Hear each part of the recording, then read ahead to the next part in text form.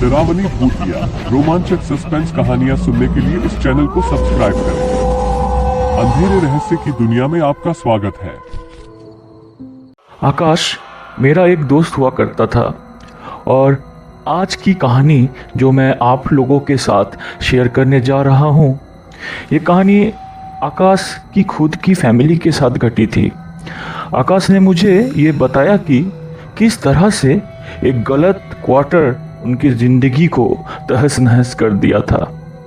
दोस्तों, हम लोग कई बार बिना सोचे समझे वास्तुशास्त्र को दरकिनार कर किसी जगह की इतिहास को नहीं जानकर रहने के लिए चले जाते हैं और कभी कभार हमारे अनजाने में ही हम मुसीबतों को दस्तक दे देते हैं। आज की यह सत्य घटना को सुनकर आप विश्वास कर जाओगे कि कहीं रहने से पहले उस जगह को जानना बहुत ज़रूरी है। कहीं रहने से पहले उस जगह में कोई पिछला घटना घटा है कि नहीं, ये जानना बहुत ज़रूरी है।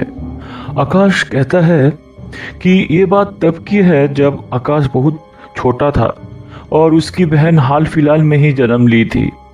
उसके पापा की ट्रांसफरेबल जॉब थी, तो इस बार उसके पापा का ट्रांसफ़र दुर्गापुर वेस्ट बंगाल में हुआ था। कंपनी के तरफ से उन लोगों को रहने के लिए क्वार्टर दिया गया था और क्वार्टर का नंबर था 7/42। आकाश उसकी छोटी बहन, माता और पिता के साथ उस क्वार्टर 7/42 में रहने के लिए पहुंच जाता है। कुछ दिन तक सब कुछ सही चल रहा था, लेकिन धीरे धीरे आकाश की पिताजी की आर्थिक स्थिति बहुत ही खराब होने लगी और एक के बाद एक मुसीबत आने लगा। आकाश के पिताजी की आर्थिक स्थिति बहुत ज़्यादा खराब हो गई थी, जिसके वजह से आकाश के पिताजी को काफ़ी कर्जदारों से कर्ज लेना पड़ा था। वो इतना ही कर्ज ले चुके थे कि वो कर्ज में जो है पूरी तरह से डूब चुके थे और समय पर कर्जदारों को कर्ज अदा नहीं करने के वजह से कर्जदार हर रोज़ जो है उनके क्वार्टर 7/42 में दस्तक देते थे, जिसके वजह से हमारे परिवार में सभी का जो है मानसिक स्थिति बहुत ही ख़राब हो चुकी थी। आकाश ऐसा कहता है और सबसे ज़्यादा ये सब घटना के वजह से उसकी जो माताजी थी वो भी बहुत ज़्यादा इफ़ेक्टेड हुई थी।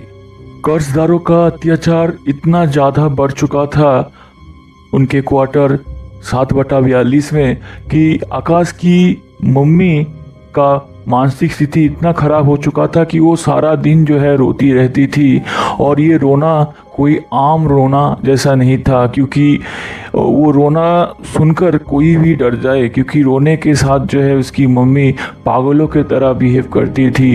वो ज़ोर ज़ोर से चिल्ला चिल्ला के कूट कूट कर रोती थी और रोने के साथ साथ ज़ोर ज़ोर से कूदती, अपने बालों को नोचती।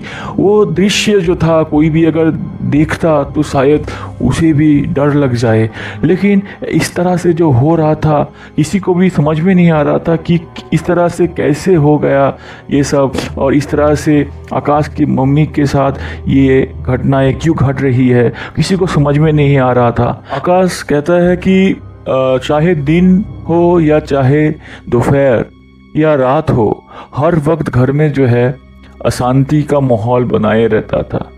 घर में अगर जब वो रहता था तब उसे कभी भी शांति का महसूस ही नहीं होता था। उसे ऐसा लगता था कि घर में अशांति छाया हुआ है, मम्मी पापा के बीच में जो है हर वक्त झगड़ा हो रहा है, या तो फिर मम्मी रो रही है या तो घर के अंदर कोई दुर्घटना घट जा रहा है। मतलब कुछ भी सही नहीं हो रहा था। ये सब चल ही रहा था कि इसी बीच आकाश की नानी उनके क्वार्टर 7/42 में घूमने आती है। एक दिन आकाश देखता है कि उसकी मम्मी जो है उसके नानी से कुछ फुसफुसाते हुए कह रही है। आकाश दरवाजे के पीछे से छुपकर वो सुनने का कोशिश करता है कि उसकी मम्मी उसके नानी से ऐसा क्या कह रही है। तो आकाश ये सुनता है कि उसकी मम्मी उसके नानी से ये कह रही है कि मम्मी, मैंने इस क्वार्टर में ऐसा कुछ देखा है जो मैं किसी को बताना नहीं चाहती, क्योंकि अगर मैं बता दूंगी तो शायद मेरे बच्चे, मेरे पति ये बातों को विश्वास भी नहीं करेंगे और शायद हो सकता है कि वो सब बहुत डर जाए, इसीलिए मैं ये बताना नहीं चाहती। ये सब बातों को सुन के आकाश की नानी उसकी मम्मी से कहती है कि मुझे तो बताओ कि क्या बात है, शायद मैं तुम्हारी मदद कर सकूं। आकाश की मम्मी पूरा बात को बताने जा ही रही थी कि आकाश की मम्मी देख लेती है कि मैं दरवाजे के साइड में खड़ा होके उनके बातों को सुन रहा हूँ, और मुझे देखते ही आकाश की मम्मी जो है वो रुक जाती है। वो बातों को घुमाकर दूसरा बात शुरू कर देती है उसके नानी के साथ। लेकिन आकाश के मन में जो है ये बात उसे बहुत ही डिस्टर्ब कर रहा था कि ऐसा क्या है इस घर में, या फिर ऐसा क्या हुआ है उसके मम्मी के साथ जो कि उसकी मम्मी किसी को बता नहीं सकती, और अगर बताएगी तो हम सब डर जाएंगे। तो वो वेट करने लगा कि उसकी नानी जब चली जाएगी तब वो उसके मम्मी से पूछेगा कि ऐसा क्या बात था जो वो किसी को नहीं बता रही है। ठीक इसी तरह से कुछ दिन बाद जब उसकी नानी उनके क्वार्टर से चली जाती है तो आकाश उसके मम्मी के पास जाता है और उनसे पूछता है कि मम्मी, ऐसा क्या हुआ, ऐसा आपने क्या देखा जो हमें आप बताना नहीं चाहती, ऐसा क्या गोपनीयता है जो कि आप हमसे भी नहीं शेयर करना चाहती। उसकी मम्मी आकाश की ये बातों को सुन के टालते जा रही थी। वो किसी भी हाल में जो है आकाश को ये सब बताना नहीं चाहती थी। शायद उसकी मम्मी ये जानती थी कि आकाश ये सब सुनेगा तो आकाश को भी शायद विश्वास ना हो या फिर वो डर जाए। लेकिन आकाश के बहुत ही जद्दोमुशक्कत करने के वजह से, उसके मम्मी को जोर जबरदस्ती करने के वजह से जो है उसकी मम्मी मान जाती है आकाश को सब कुछ बताने के लिए। और उसकी मम्मी आकाश से ये कहती है कि जब तुम्हारे पिताजी की नाइट ड्यूटी होती है, तुम्हारे पिताजी रात को ड्यूटी करने चले जाते हैं और तुम सभी लोग जब सो जाते हो रात को, तब मुझे इस घर में एक औरत और एक आदमी की परछाई नज़र आती है।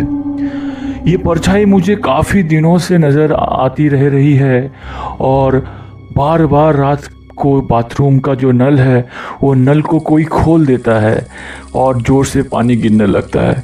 मैं बार बार उस बाथरूम में जाती हूँ, नल को बंद करती हूँ, लेकिन फिर 2-3 मिनट बाद कोई फिर से नल को खोल देता है। ऐसा हादसा हर रोज़ होता है जब भी तुम्हारे पापा घर में नहीं होते हैं या फिर तुम्हारे पापा गहरी नींद में होते हैं और तुम लोग सो जाते हो। और मैं चाहती हूँ चिल्लाना या फिर बोलना, लेकिन मैं बोल नहीं पाती क्योंकि मैं ये सोचती हूँ अगर मैं तुम लोगों को ये बोलूँगी तो तुम लोग डर जाओगे। हद तो तब हो जाती है जब मुझे ऐसा महसूस होता है कि मेरे अंदर कोई घुस जा रहा है। ऐसा लगता है कि मैं अपने काबू में नहीं हूँ। ऐसा लगता है कि मैं पागल हो चुकी हूँ और मैं जो चीज़ कर रही हूँ वो मैं खुद नहीं कर रही हूँ, बल्कि मुझसे कोई करवा रहा है। मेरे अंदर में जो होता है ये मैं किसी को समझा नहीं सकती, किसी को बोल नहीं सकती। ऐसा लगता है कि मैं पागल हो चुकी हूँ। हद तो तब हो गई जब एक दोपहर हमारे बालकोनी के पीछे जो आम का पेड़ है उसमें मैंने देखा कि एक औरत एक टहनी पे बैठी हुई है और देखा कि उस औरत के टांग नहीं दिखाई दे रहे हैं। ये सब देख करके जो है मैं बहुत ही डर रही हूँ, हर रोज़ डर रही हूँ और मुझे ये पता नहीं चल रहा है कि ये सब क्या चल रहा है।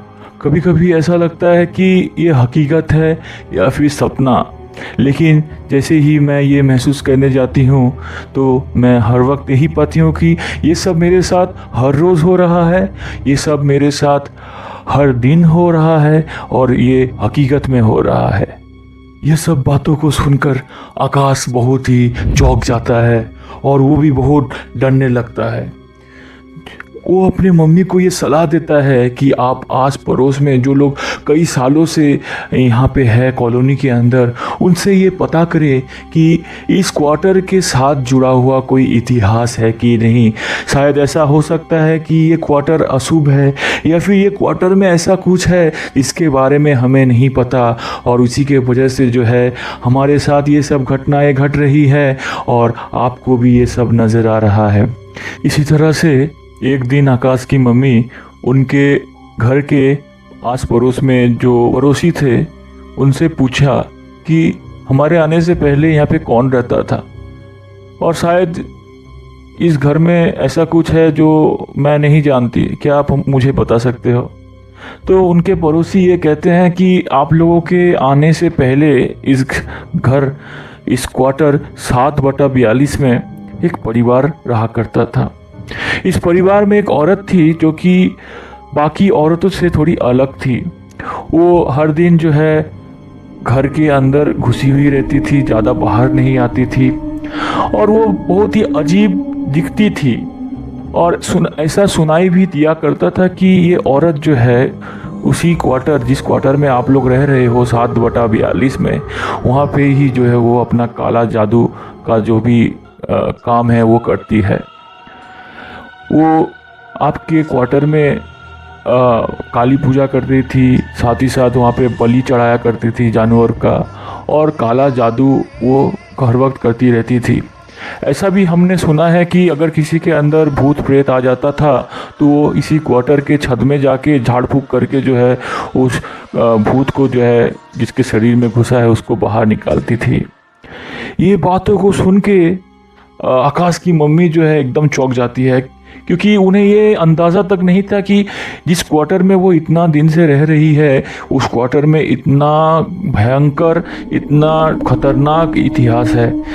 तो उसकी मम्मी ये सब सुन के उनके पड़ोसी से वो कहने लगी कि आपको पता है कि कई दिनों से, मतलब कह सकते कि कई महीनों से जो है मेरे साथ अजीब अजीब घटनाएं घट रही है, मुझे ऐसे परछाई नज़र आ रही है, और साथ ही साथ कई पैरानॉर्मल एक्टिविटी मुझे मेरे साथ, मेरे फैमिली के साथ हो रही है। ये सब सुनकर उनके पड़ोसी भी बहुत चौंक जाते हैं। सबने सलाह दी कि आप घर में पूजा पाठ करवाइए, शायद इससे जो नेगेटिव एनर्जी है उस घर में जुड़ी हुई वो सब ख़त्म हो जाए और पॉजिटिविटी फैल जाए। इसी तरह से उनकी बातों को सुन कर के एक दिन आकाश की मम्मी जो है पास ही में एक मंदिर था, उस मंदिर से पंडित को बुलाती है और घर में जो है पूजा पाठ करवाती है। लेकिन इससे कुछ बदला नहीं था। आकाश ये कहता है कि इससे कुछ बदला नहीं था। जो घटनाएं घट रही थी वो थोड़ी सी कम तो हुई थी, लेकिन पूरी तरह से कम नहीं हो पाई थी। तो ये सब बातें जो है आकाश की मम्मी और आकाश दोनों ही मिलके उसके पिताजी को बताते हैं, और उसके पिताजी ये सब सुन कर के वो सपोर्ट भी करते हैं। और सभी ने एकत्रित होकर डिसीज़न लिया कि उस घर, उस क्वार्टर 7/42 को जितना जल्दी हो सके छोड़ करके वो शहर दुर्गापुर को छोड़ करके ही वो दूसरा शहर में चले जाएंगे, क्योंकि उनके साथ जो घटनाएं घटी थी वो चाहे मानसिक दिख से हो या फिर उनका जो आर्थिक स्थिति था उसके ख़राब होने की वजह से उनका परिवार जो है मुसीबत में पड़ चुका था, उनका कर्जदारों में वो कर्ज लेते लेते डूब चुके थे। उसे उन्हें ये सब घटनाओं से उस जगह से ही नफ़रत हो चुका था और उस क्वार्टर से तो नफ़रत हो ही चुका था। तो उसके पिताजी जल्दीबाजी में जो है वो अपने कंपनी में ट्रांसफ़र का अप्लाई करते हैं और वो ट्रांसफ़र उन्हें मिल भी जाती है। और जैसे ही ट्रांसफ़र मिलती है, जिस दिन उनके हाथ में पर्ची आती है, उसी दिन रात को ही वो लोग उस क्वार्टर नंबर, उस मनहूस क्वार्टर नंबर 7/42 को छोड़ करके हमेशा के लिए उस दुर्गापुर जगह को छोड़ करके जो है वो दूसरी शहर में रहने के लिए चले जाते हैं। आज भी उनके मन में ये सब घटनाएं जो है दस्तक देती है। जब भी वो ये सब घटनाओं को याद करते हैं तो उनका हृदय कपकपा जाता है और आज भी वो दुर्गापुर के आसपास भटकने से भी डरते हैं। तो दोस्तों, ये कहानी, आकाश की ये सत्य कहानी को सुन के आपको ये पता चल रहा है कि हमें कहीं रहने से पहले उस जगह को जांच पड़ताल एक बार कर लेना चाहिए।